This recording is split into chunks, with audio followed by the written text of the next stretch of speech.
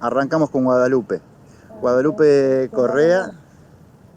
Guadalupe Correa eh, es eh,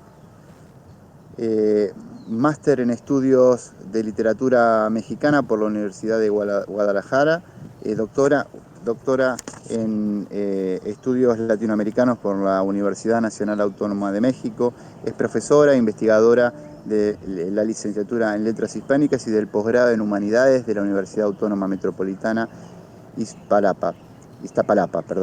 Fue codirectora y es actualmente colaboradora de Editorial Serapis de Argentina. La presentación que va a hacer para este espacio Guadalupe tiene por título Entre naturalezas e historias, algunas escenas del romanticismo hispanoamericano. Guadalupe, la palabra es tuya. Bueno, muchas gracias Pablo, muchas gracias Adrián por la invitación, Alina también que hizo nuestro vínculo y felicidades, muchas felicidades por este ciclo porque la verdad es que efectivamente estas cosas que nos ofrece la virtualidad en una época tan dura y tan triste en muchos sentidos, bueno, creo que sacarle provecho a esto está buenísimo y qué bueno que nos podemos encontrar en diferentes países y latitudes de América y ponernos a charlar en este espacio.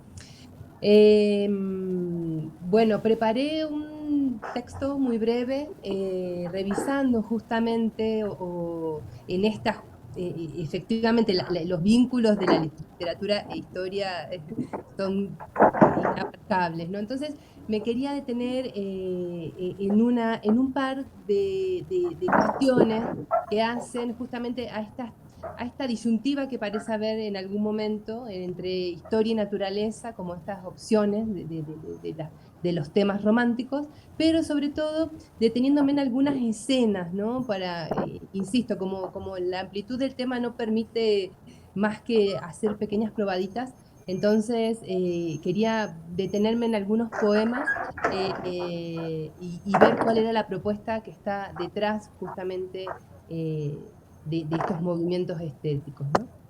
Entre naturaleza e historia, algunas escenas del romanticismo hispanoamericano. Pedro Ureña, en las corrientes literarias de la América hispánica, señala un periodo que se extiende entre 1800 y 1830, al cual denomina la Declaración de la Independencia Intelectual.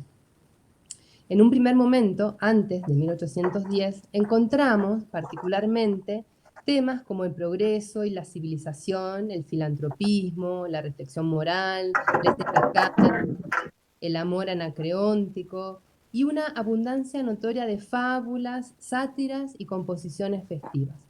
Temas que, más adelante y por causas conocidas, no desaparecen, aunque dejan gran parte del terreno al asunto del momento. El homenaje patriótico, canto a la libertad, a los triunfos militares, a los héroes de los nuevos países, la execración de la tiranía y, también de la antigua metrópoli. Las revoluciones de la independencia marcan el pulso de esta literatura, irremediablemente ligada a esas luchas. El fin último de ese lapso, propuesto por Ureña, 1830, lo marca justamente, entre otras cosas, la llegada de Esteban Echeverría a Buenos Aires y con él el romanticismo a estas tierras. Con el advenimiento del romanticismo, asistimos al predominio de la imaginación en la actividad creadora, a la idea del genio, al encumbramiento del concepto de originalidad. Asistimos, sobre todo, a la reflexión sobre la historia reciente y sobre las necesidades que la hora actual propone. Es conocida la frase con que Alberdi sintetiza el panorama contemporáneo. Se desplomaban las tradiciones de forma social y política, de pensamiento, de estilo, que nos habían legado los españoles. Y los poetas mantenían como reliquias sagradas las tradiciones literarias de una poesía que había sido la expresión de la sociedad que caía bajo nuestros golpes. La libertad era la palabra de orden en todo, menos en las formas del idioma y del arte. La democracia en las leyes, la aristocracia en las letras, independientes en política, colonos en literatura. Así, resulta necesaria una segunda revolución que extienda los principios del movimiento democrático al plano de las artes y de la literatura y también, y muy especialmente, de la lengua, que aporte un paso más a los cambios iniciados en 1810. La revolución en la expresión, en la literatura, después de haberse hecho en la idea, en la sociedad. En tal sentido, dice Alberdi, la juventud no es autora de este cambio, sino principalmente la democracia. Pero la juventud tiene el mérito de haber comprendido sus exigencias. Y estas exigencias no se conjugan sino con el romanticismo de ascendencia francesa, el cual también tuvo delante una tarea general de reconstrucción de una Francia que necesitaba urgentemente una sociedad mejor organizada. Ante este panorama nos detendremos en dos puntos precisos. En primer lugar, en cómo la historia está llamada a venir a estas tierras en donde todo está por iniciar. Un carácter prístino deriva de la visión de una naturaleza virginal. Este enfoque altamente productivo es propuesto con toda nitidez por Andrés Bello en Las Silvas Americanas, que vamos a revisar. Y el segundo punto, que me voy a detener muy brevemente, es en alguna de las derivaciones que tiene concebir a la literatura en estado embrionario. Desde esta cualidad derivada de la observación, la generación romántica del 37 ejerce un voluntarismo ejemplar.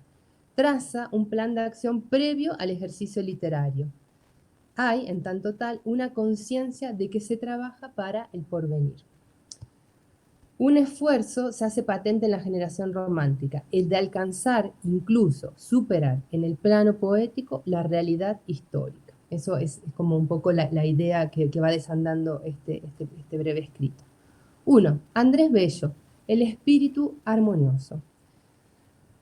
Los 19 años de residencia en Londres de Andrés Bello, de 1810 a 1829, cuando se va a Chile, aportan, entre otras cosas, la universalización de sus ideas. Si la experiencia independentista, vivida por lo demás al lado del mismísimo Bolívar, es de por sí lo suficientemente poderosa como para torcer su pensamiento en esta dirección, las bibliotecas que frecuencia con particular entusiasmo y la perspectiva de los acontecimientos lo impulsan a pensar nuestro continente desde un punto de vista esperanzador. Análoga quizá a la conciencia americanista militante que nace con la expulsión de los jesuitas, 1767. Bueno, un ejemplo de esto es la rusticatio mexicana de Landívar, ¿no? Este americanismo halla su contraparte en la americanidad, esa pura admiración por la tierra que será una constante vital. Aún en las vísperas de Junín y Ayacucho, Bello publica en 1829 su famosa Alocución a la poesía. No resulta ocioso recordar aquellos primeros versos de esta silva aparecida en la Biblioteca Americana y parte de una composición mayor, América, que deja inconclusa e inédita en gran parte. Divina poesía, tú de la soledad habitadora, a consultar tus cantos enseñada, con el silencio de la selva umbría, tú, a quien la verde gruta fue morada, y el eco de los montes compañía, tiempo es que dejes ya la culta Europa, que tu nativa rustiquez desama, y dirijas el vuelo a donde te abre el mundo de Colón su grande celo. Esta profesión de fe americanista pide a la poesía que abandone al viejo continente y su agotada cultura para renacer en un paisaje que le es propicio por lo rico, por lo variado y aún por lo primitivo. América se nos presenta, pues, como la robusta antítesis de la senil Europa decadente.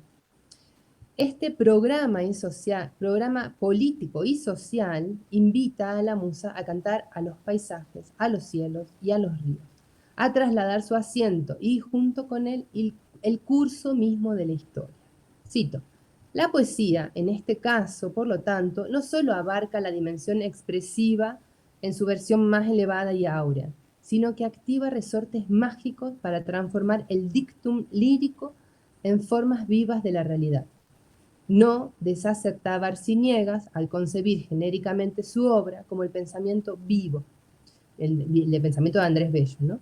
Poesía, en fin, como epos histórico visionario, según la definición anterior, o, si lo preferimos, sigo la cita, poesía como arma colmada de futuro. Me gustó mucho también por el juego que hace con el ciclo mismo, ¿no? Bello materializa el sueño goetheano de una poesía virgen que nacerá en estas tierras, de una poesía que exaltará el triunfo de América sobre Europa, de la vida sobre la historia ajena y caduca. Obtenida la independencia, a los publicistas de las nuevas naciones le pareció aún más acentuado su estado de virginal pureza. Para ellos, criados en los esquemas de Rousseau, la ruptura del vínculo político con España se traducía en una especie de rescisión del contrato social, en un retorno a la inocencia primigenia. De esta juventud, aún más de esta pretendida infancia, Bello y luego los románticos deducen un gran porvenir. En términos negativos, implica, y vale la pena hacer la aclaración, en el registro antagónico, una insanable inmadurez y la impotencia de todo progreso, ¿no? Esto es importante señalarlo, cómo concebir la infancia de una nación, bueno, en términos literarios en general, implica esta doble vertiente, ¿no? No resulta forzado, en esta línea interpretativa, relacionar la impronta bellista con el epigrama que Goethe dedica a los Estados Unidos apenas un par de años después. Fíjense, la fecha es muy sugestivo, porque si vimos la locución, el inicio en el 23, esto es en el 27, estamos hablando muy cercanamente, ¿no? Y dice Goethe: tú, América, lo pasas mejor que nuestro viejo continente. Ni tienes castillos en ruinas, ni tienes basaltos. No te turban en lo interior, cuando es tiempo de vivir, las inútiles remembranzas, las contiendas vanas. Gozad vuestra hora con fortuna, y si dan en poetizar vuestros hijos, libre los helado propicio de fábulas de hidalgos, bandidos y fantasmas. Su contraste con la vieja y doliente Europa es total. En el plano geológico, los basaltos, ¿no? Pero también desde el punto de vista histórico. No tiene América residuos feudales ni rencores seculares. Claro, bueno, esto omite toda una serie de otras circunstancias que sí tenemos, ¿no? Pero bueno, eso según esta perspectiva no tenemos, ¿no? Apenas falta decirlo. Las convenciones literarias europeas entablan una tensión de apariencia irresoluble con los ambientes americanos. Entre la tradición heredada tras la conquista y el mundo circundante que las creaciones locales tenían a la mano, se interpone un paisaje diferenciado y una mitología alterna. Las soluciones a este contraste entre forma y contenido, advierte Gerby siguiendo a los escritores estadounidenses de mediados del 19, parece oscilar entre la adaptación del estilo al asunto y la atribución de dignidad clásica a la materia.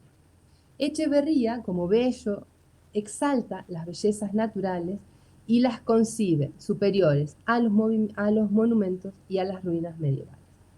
2. Esteban Echeverría, el poeta de la Segunda Revolución. En la primera de las dos lecturas que Esteban Echeverría realiza en el emblemático Salón Literario de 1837, establece una continuidad, o mejor, una sucesión entre la tiranía peninsular y la tiranía doméstica.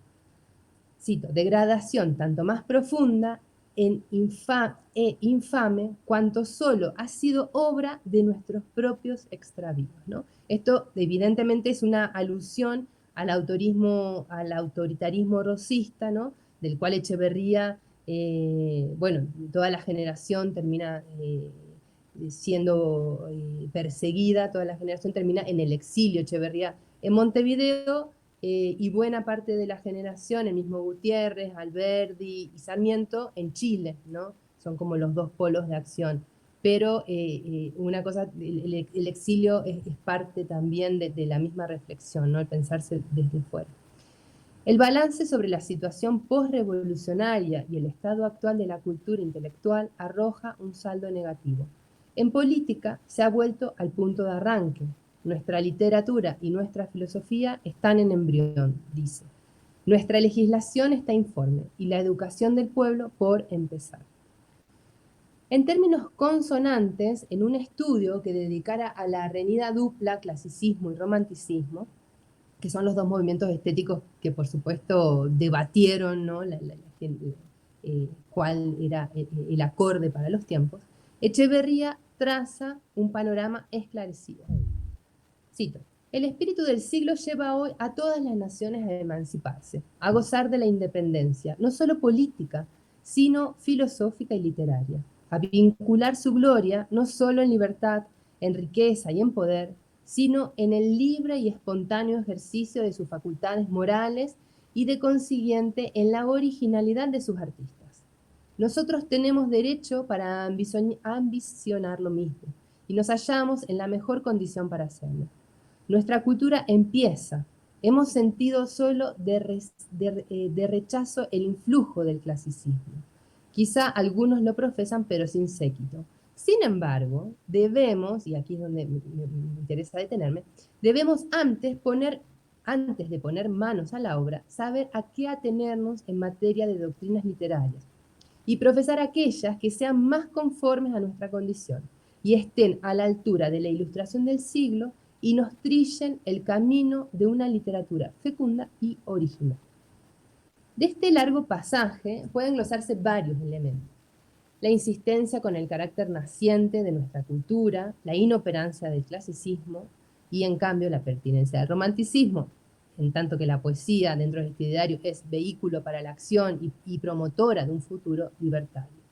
Quisiera de todos modos detenerme en las premisas que conforman una política de escritura precisa y, claro, de lectura, ¿no? Estas líneas indican unas condiciones genéricas y un plan trazado con absoluta conciencia directiva.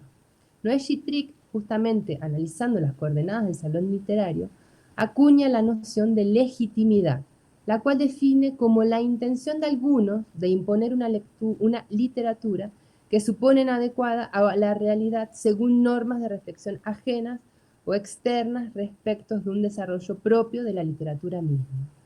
Pero la legitimidad no es capricho ni postura, sino una respuesta histórica. Ser independientes en política implicaba la necesidad de ser independientes en literatura, y eso obligaba a crear formas nuevas que, como no podía ser de otro modo, debían extraerse del modelo que representaba mejor, de acuerdo con su análisis, la salida de esos designios, es decir, el modelo francés. Fue la evaluación y la reflexión previa la que impuso los derroteros propios de la nueva escritura, los tonos, las modalidades e incluso los temas. No se abandona el curso de la literatura a una continuidad espontánea o a un conjunto de modalidades preexistentes. Echeverría, junto con todo este grupo intelectual romántico, no está dispuesto a dejar correr la historia literaria sin más, sino que pretenden modelarla según unas premisas ciertas, dichas algunas veces, practicadas directamente otras. En 1834 apareció en Buenos Aires su libro Los Consuelos. En la famosa nota al volumen, Echeverría, que es citada bueno, en todos los trabajos que hablen de romanticismo hispanoamericano, Echeverría postula que la poesía nacional, para hacerlo, debía adquirir un vigor real y un predicamento, y para ello era preciso, cito, que aparezca revestida de un carácter propio y original, y que reflejando los colores de la naturaleza física que nos rodea, sea a la vez el cuadro vivo de nuestras costumbres y la expresión más elevada de nuestras ideas dominantes, de los sentimientos y pasiones que nacen del choque inmediato de nuestros sociales intereses, en cuya esfera se mueve nuestra cultura intelectual. La originalidad de la literatura americana debía radicar fundamentalmente en su visión de la naturaleza y en la creación de un nuevo lenguaje que pudiera representarla. El descubrimiento de la naturaleza como objeto estético operado por el romanticismo se superponía, dice Nicolás Rosa, a la recuperación de la tierra como propiedad nacional, ¿no? Esta soberanía política. Existe, como anticipamos, un esfuerzo persistente en la generación romántica. Y con esto cerramos, ¿no? El de alcanzar, incluso superar en el plano poético, la realidad histórica. Muchísimas gracias. Muchas gracias, Guadalupe. Estuve anotando algunas cuestiones para el intercambio posterior, como hacemos habitualmente. Primero hacemos procedemos a las presentaciones de los invitados y las invitadas, y después hacemos ahí una ronda de intercambio en relación a eso, pero me anoté algunas cuestiones en relación a tu más que interesante presentación.